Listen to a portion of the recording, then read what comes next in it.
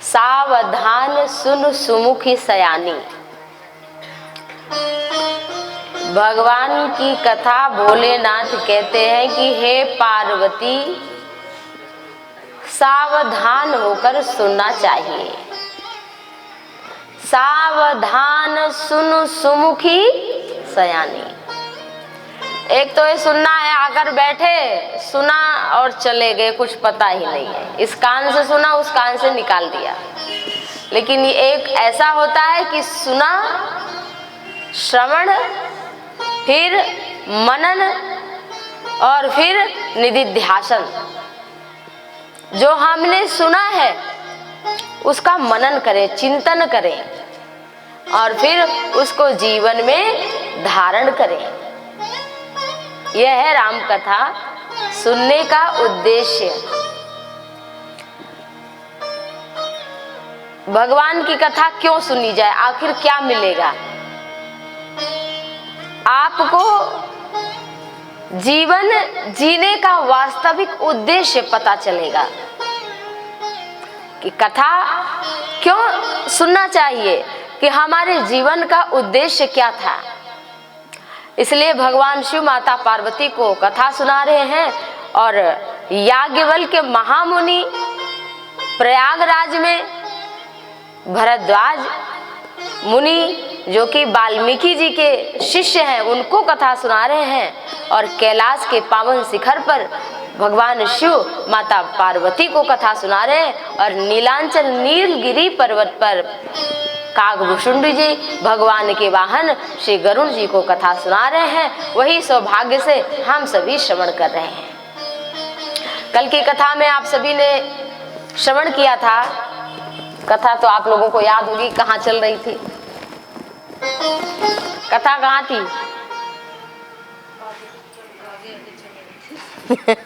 आगे आगे कथा चल रही थी। कल भगवान शिव जब सती माता का आप सभी ने प्रसंग सुना, योगाग्नि में अपने शरीर का त्याग कर दिया और फिर हिमवान के घर में जन्मी, वो तपस्या करने के लिए गई, तो इधर उनकी तपस्या पूर्ण हुई और आकाशवाणी हुई कि हे गिरिराज कुमारी, तुम्हारी तपस्या पूर्ण हुई, लेकिन कब हम समझे, कोई हमें संकेत बताइए। तो कहा जब सप्त ऋषि पार्वती तुम्हें आकर दर्शन दे तब समझना कि शिव तुम्हें मिलेंगे और फिर तुम घर चली जाना। और इधर भगवान शिव कहीं कथा सुन रहे हैं और कहीं कथा सुना रहे हैं। कतहु मुनिन उपदेश ज्ञाना और कतहु राम गुण करहि बखाना, और यद्यपि काम तदपि भगवाना, और भगत बिरह दुख दुखित सुजाना। तो भगवान शिव ऐसा नियम और प्रेम जब भोलेनाथ का श्री राघव जी ने देखा कि हमारे प्रेम में हमारे लिए पत्नी का त्याग कर दिया था। आप सभी ने सुना होगा कि तजऊ पिता प्रहलाद विभीषण बंधु भरत महतारी, और गुरु बलि तजऊ कंत ब्रज बनितन भय मुद मंगलकारी। जाके प्रिय न राम वैदेही तजिए ताहि कोटि बैरी सम, और यद्यपि परम स्नेही। हमारा वो कितना भी सगा क्यों ना हो, लेकिन जो राम का नहीं है वो किसी काम का नहीं। हाँ, तो जो किसी काम का नहीं उसे संबंध क्यों जोड़ा जाए। तो इसलिए तुलसीदास जी ने विनय पत्रिका में ये पद लिखा। मीरा जी जो थी, मीराबाई के लिए ये पद लिखा था। जब मीराबाई ने भगवान श्री कृष्ण की ऐसी भक्ति की कि मेरे तो गिरधर गोपाल दूसरो न कोई, जाके सिर मोर मुकुट मेरो पति सोई। मीरा जो मेवाड़ की महारानी थी, वो जब गोविंद के प्रेम में आसक्त हुई तो ऐसी हुई कि फिर सब कुछ छोड़ दिया, लेकिन ठाकुर को ना छोड़ पाई। और उन्हीं के समकालीन तुलसीदास जी थे और उन्हें पत्रिका लिखी कि मैं क्या करूं, ये सांसारिक पति हैं, सांसारिक ससुर हैं, सांसारिक सास हैं, ये मेरी भक्ति में बहुत बाधा पहुंचा रहे हैं, तो क्या करें हम। तो तुलसीदास जी ने कहा कि यद्यपि वो परम स्नेही क्यों ना हो, सांसारिक प्रेम कर रहा हो, लेकिन अगर आपकी भक्ति में वो बाधक है तो उसका त्याग कर देना चाहिए। और मीरा जी को ये सारे उदाहरण भी दिए कि इन्होंने ये त्याग किया, इन्होंने माता का त्याग किया, भरत ने माँ का त्याग कर दिया, बलि ने गुरु का त्याग कर दिया, प्रहलाद ने पिता का त्याग किया, विभीषण ने भ्राता लंकेश का त्याग कर दिया, और गोपियों ने अपने पतियों का त्याग कर दिया। और भगवान भोलेनाथ ही एक ऐसे हैं जिन्होंने पत्नी का त्याग कर दिया। तो भगवान शंकर ऐसे प्रेम को नेम प्रेम शंकर कर देखा, अविचल हृदय भगति के रेखा। जब भक्ति को देखा भोलेनाथ के हृदय में भगवान राम ने, तो उनके समक्ष प्रभु प्रकट हुए और कहा, हे भोलेनाथ। बहुत सुंदर चौपाई लिखते हैं कि जाकर के तुम विवाह करो। शंकर जी कहते हैं एक बार तो विवाह हो चुका और उसमें क्या क्या हुआ वो हमें सब मालूम है प्रभु, अब हमें विवाह में क्यों फंसा रहे हैं। तो भगवान श्री राम ने कहा इससे जगत का कल्याण होगा। तो भगवान शिव ने क्या कहा, मातु पिता गुर प्रभु कई बानी, मातु पिता गुर प्रभु कई, बिनहि विचार करिय शुभ जानी,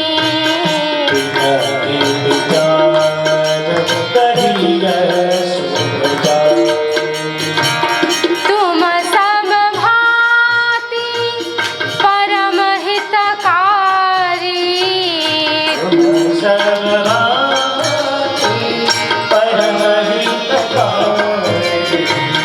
आज्ञा सिर परनाथ तुम्हारी,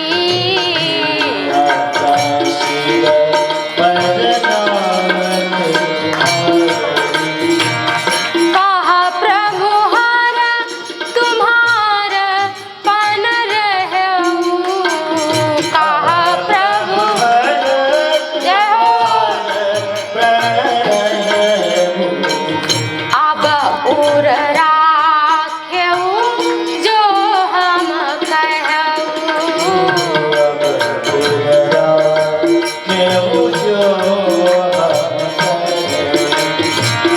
अब उर राखेऊ जो हम कहू, अब उर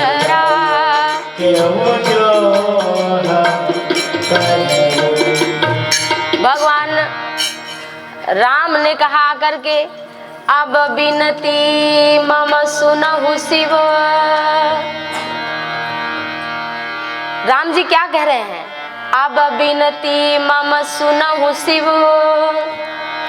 जामो पर निज नेहु, तो जाहु विवाह शैल जही, और यहू मोहे मांगे देहु।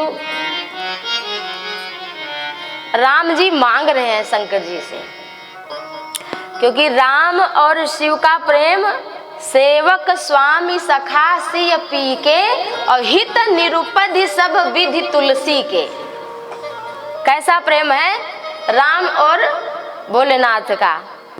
ऐसा नहीं कि हम ही स्वामी हैं, जरूरत पड़ने पर राम जी स्वामी बन जाते हैं और कहीं जरूरत होती है तो शंकर जी स्वामी बन जाते हैं। तो कह रहे हैं कि अब विनती कौन करता है, सेवक करता है। तो राम जी कह रहे हैं कि अगर हमको आप अपना सेवक मानते हैं, थोड़ा बढ़ा दो भैया, अगर आप हमें अपना सेवक मानते हैं तो मैं विनती कर रहा हूं, अब विनती मम सुनो शिव। और कह रहे हैं अगर मित्र मानते हो भोलेनाथ हमें, जाओ मोह पर निजने हो, प्रेम अगर हमसे मानते हो, मित्रता मानते हो, तो हम प्रेम के वश कह रहे हैं। और अगर हमें स्वामी तुम मानते हो, आप स्वामी मानते हो भोलेनाथ, तो ये हमारी आज्ञा है कि जाहु विवाह शैल जई, यह मोहे मांगे देहु, ये मैं तुमसे मांगता हूँ। भगवान शंकर ने कहा ये प्रभु ठीक नहीं है, लेकिन आप नाथ हैं। देखो यहाँ कह दिया कि नहीं, हम आपको केवल नाथ ही मानते हैं। अब हम कोई हमसे कहे हम आपके सेवक हैं, लेकिन आप जो हैं सो हैं, तो वो तो हमें बोलना ही चाहिए। तो कहा नहीं, नाथ बचन पुण्य मेटी न जाए। शंकर जी ने कहा नहीं, आप तो हमारे केवल नाथ ही हैं और मैं आपकी आज्ञा सिर पर धारण करता हूं।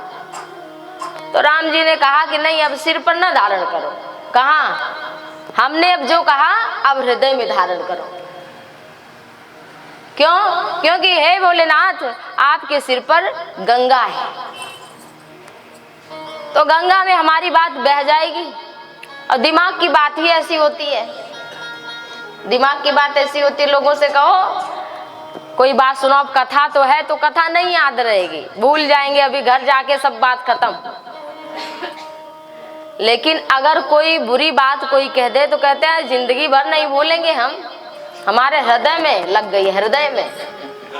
अब भगवान की कथा हृदय में आनी चाहिए थी, तो उसको स्थान ही नहीं मिला, उसको दिमाग में दिया स्थान। तो दिमाग की बात कहते हैं ना, कह रहे वो ध्यान नहीं आ रहा, अच्छा नाम है उनका लेकिन नाम नहीं याद आ रहा है। कई बार हमने लोगों से कहते सुना कि बहुत अच्छा नाम है उनका, वहीं रहते वहीं जगह है, लेकिन हमें याद ही नहीं आ रही। क्यों? कि दिमाग ही में नहीं आ रही है। लेकिन जो चीज हृदय में आ जाती है, कहते भैया चाहे कुछ भी हो जाए हम कभी नहीं भूलेंगे, क्योंकि हमारे हृदय में चोट लगी है। तो भगवान शंकर ने कहा नहीं, हमारी बात को आप जो है हृदय में अब उर राख्यो जो हम कहे। अब अभी तक चलो ठीक है, सिर में रखा कोई बात नहीं, लेकिन अब हृदय में धारण करो। ऐसा कहकर श्री राम जी अंतर्धान हो गए और भोलेनाथ ने एवमस्तु कह दिया। और इस तरह से जब भगवान श्री राम गए उसी समय पर, कि भगवान शंकर की तो समाधि लगते देर नहीं लगती, 2 मिनट में समाधि लगा देते हैं भोले बाबा।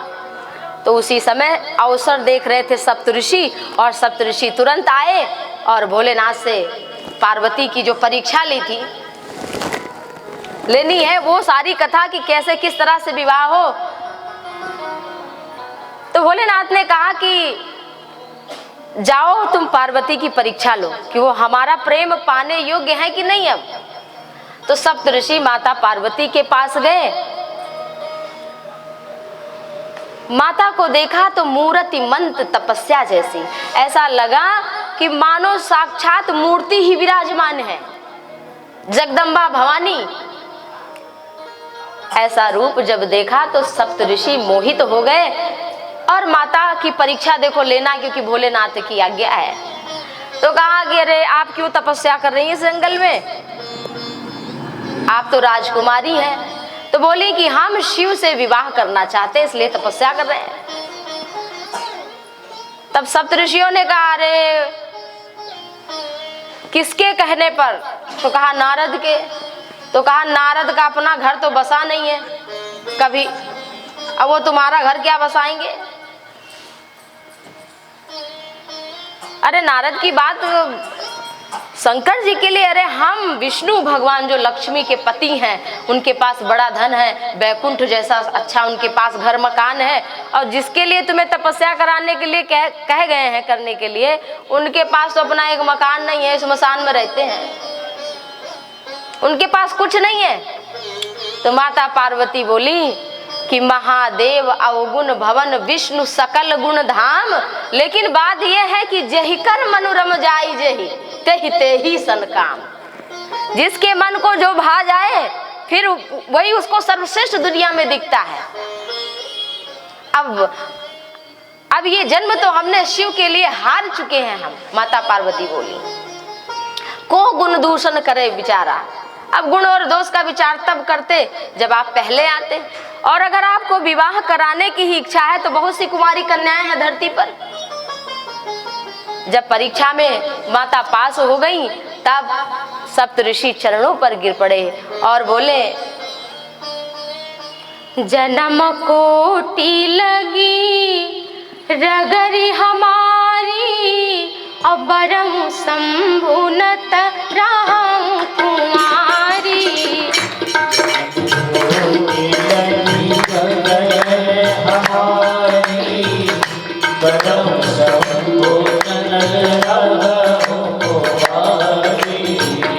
देख प्रेम गो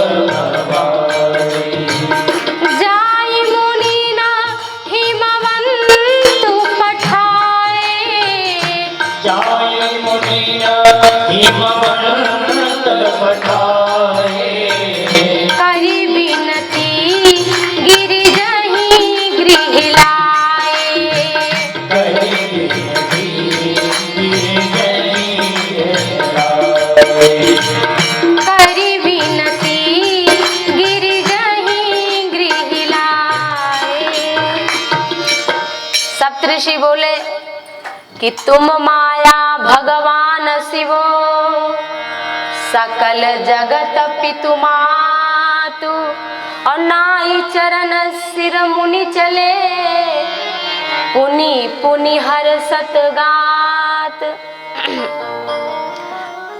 चरणों में गिर पड़े सप्तऋषि और अभी तक जो शिक्षा दे रहे थे वो चरणों पर गिर पड़े और बोले कि भगवान शिव तो जगत के पिता हैं और आप जगत की माता हैं। जय जय जगदम्बिके भवानी, काहे जगदम्बा आपकी जय हो जय हो जय हो। दो पंक्ति से हम माँ जगदम्बा की स्तुति करते हैं, फिर कथा आगे।